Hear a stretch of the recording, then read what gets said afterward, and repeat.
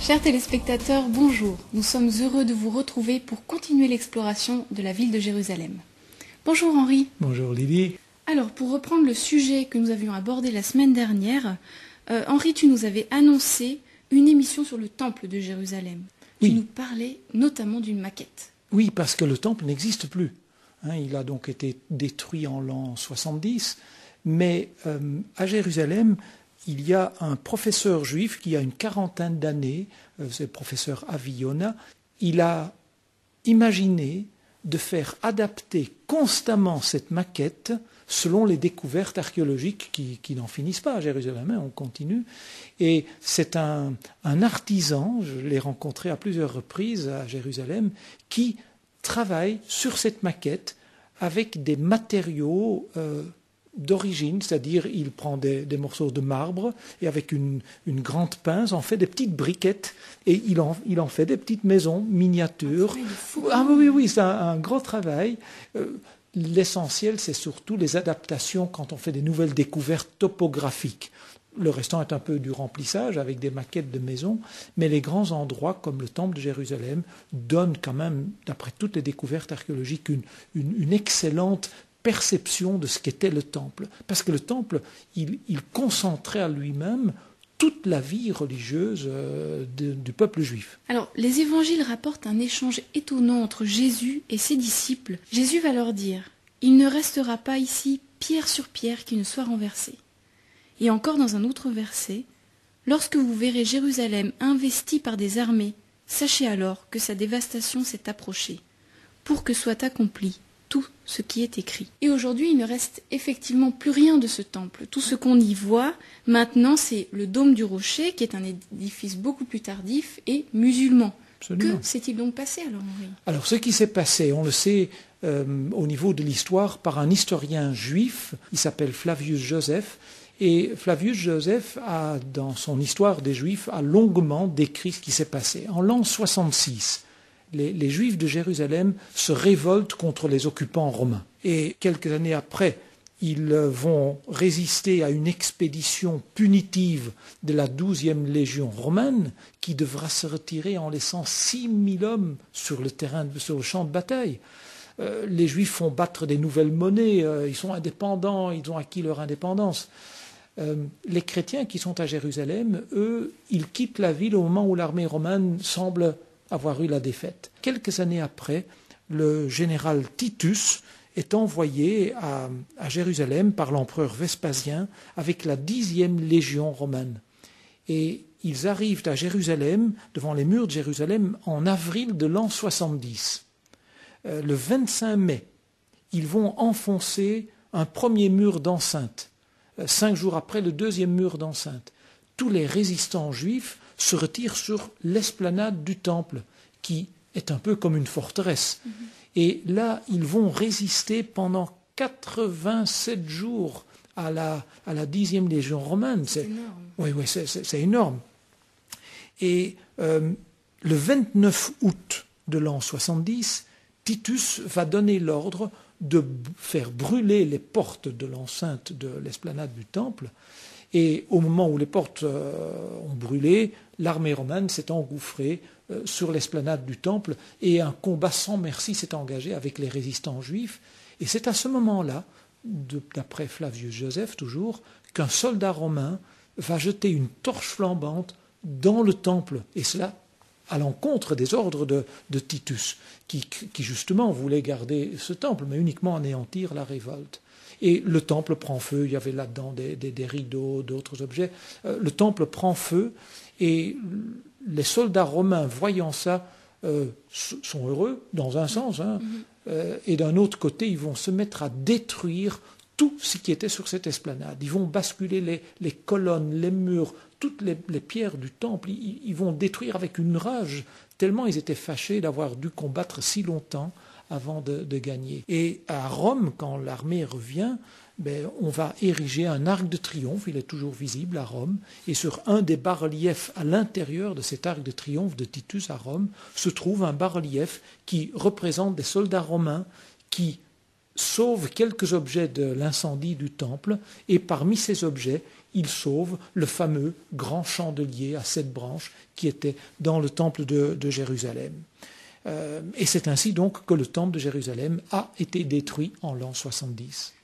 Et ce n'est qu'en 1967, bien plus tard donc, que les Israéliens, après la guerre des 6 jours, vont pouvoir retrouver leur temple, enfin, du moins ce qu'il en restait. Ils peuvent en tout cas accéder beaucoup plus près de l'endroit où était leur temple. Il faut savoir que les archéologues juifs ont commencé en 1967 à excaver tout ce qui était autour de cette ancienne immense esplanade. Et là, en dégageant, ils vont retrouver les restes de leur ancien temple. En levant des tonnes de déblais qui s'étaient accumulés au cours de 1900 années, ils ont retrouvé les rues dallées de l'époque romane. Rues jonchées de débris de pierre, de débris de chapiteaux, de colonnes, provenant de la colonnade royale du temple, et qui avaient été basculées depuis l'esplanade dans les rues en bas des murs.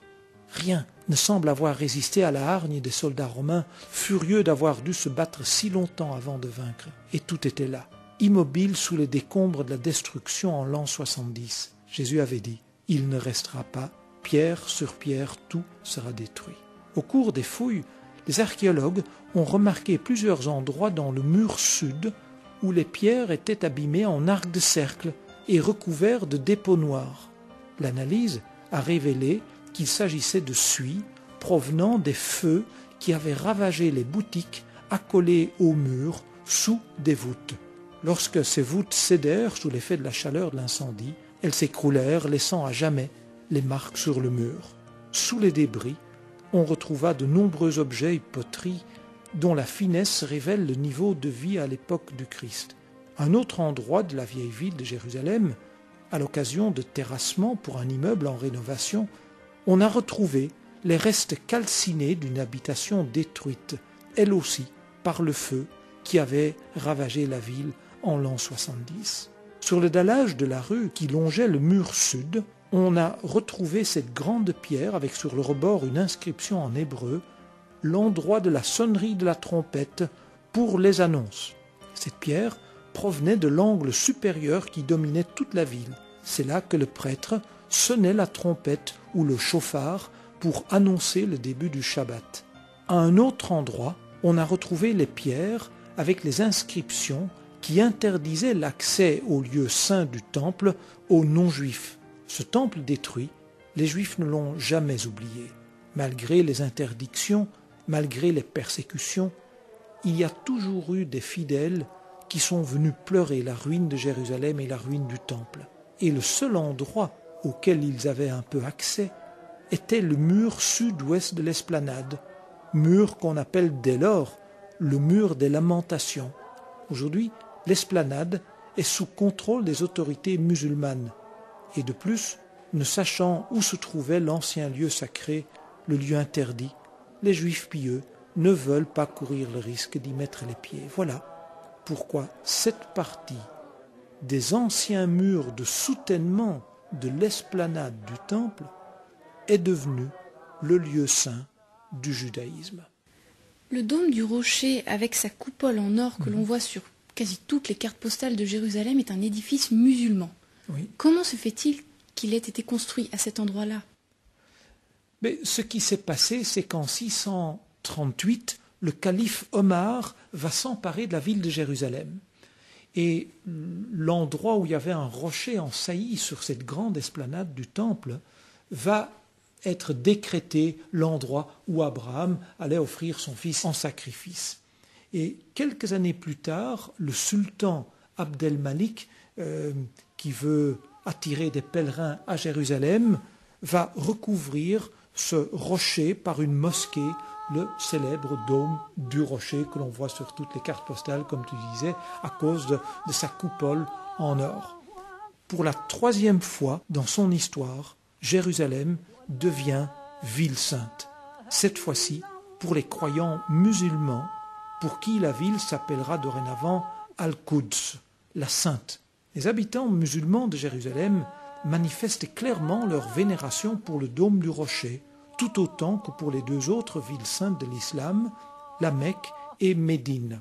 À côté du dôme, les musulmans construisirent en 687 une autre mosquée, la mosquée El-Aqsa. Lorsque, en 1099, les croisés entrent à Jérusalem, ils font du dôme une église et de la mosquée un palais pour le roi Baudouin. Mais à la chute du royaume latin, les édifices retournent à l'islam. De forme octogonale, le dôme du rocher est un édifice harmonieux. C'est à la célèbre coupole que le bâtiment doit son nom. Ici, aucune représentation d'être vivant, mais une splendeur de faïence émaillée de couleur turquoise. Dans le monde des croyants monothéistes, juifs, chrétiens et musulmans, Jérusalem tient une place unique. Au cours des siècles, chacun s'est battu pour en obtenir l'exclusivité. Juifs et romains, musulmans et chrétiens, juifs et arabes, et la paix n'est toujours pas établie jusqu'à ce jour à Jérusalem. C'est tellement ironique puisque Yerushalayim signifie cité de shalom, cité de paix. Finalement, elle n'a presque pas connu la paix dans toute son histoire. Rarement, effectivement. Et ça me fait penser que Jérusalem, en ce sens-là, est un peu, je pense, à l'image de l'être humain, l'humanité en général, et je dirais peut-être de chaque être humain en partie aussi, toujours à la recherche de paix intérieure, pas uniquement la paix hors de la guerre, mais une paix de la personne, une paix intérieure. Et je pense à ce texte où Jésus-Christ dit un jour « Je vous laisse la paix, je vous donne ma paix, mais pas la paix comme le monde la donne. » Et la foi, l'adoration, est-elle plus évidente à Jérusalem? Plus appropriée peut-être? Pour ma part, j'ai toujours été interpellé par ce moment où un jour une femme de la Samarie, qui n'était pas une juive, va dire à Jésus « Nos pères, à nous les Samaritains, ont adoré ici en Samarie, sur la montagne. Mais, dit-elle à Jésus, vous les Juifs, vous dites que c'est à Jérusalem qu'il faut adorer. C'est quoi le meilleur endroit ?» Et Jésus répondra, il dit, ce n'est ni à Jérusalem ni en Samarie, car les adorateurs, les vrais que Dieu cherche, c'est ceux qui l'adorent pas forcément à un endroit, mais qui l'adorent en esprit et en vérité. Et pour moi, malgré tout mon intérêt pour l'archéologie et pour Israël et pour Jérusalem, je dirais que ce n'est pas un endroit qui augmente ou qui diminue ma foi plus ou moins. J'ai été heureux de voir cela, mais pour moi, la foi ne dépend pas d'un lieu, mais d'une personne. Je dirais, dans ce cas-là, c'est Jésus-Christ qui est la personne sur qui ma foi repose et non pas sur un lieu aussi vrai et aussi authentique et aussi saint puisse-t-il être. Merci Henri de nous avoir livré quelque chose de personnel, en plus de toutes les informations passionnantes sur la Bible et sur la ville de Jérusalem. Alors, une fois n'est pas coutume, en rapport avec le sujet de l'émission, nous allons saluer tous nos téléspectateurs par un shalom. Shalom Henri. Shalom Lydie, et je dirais, comme disent nos amis juifs, l'an prochain à Jérusalem. Et la semaine prochaine, sur ce plateau, à la même heure.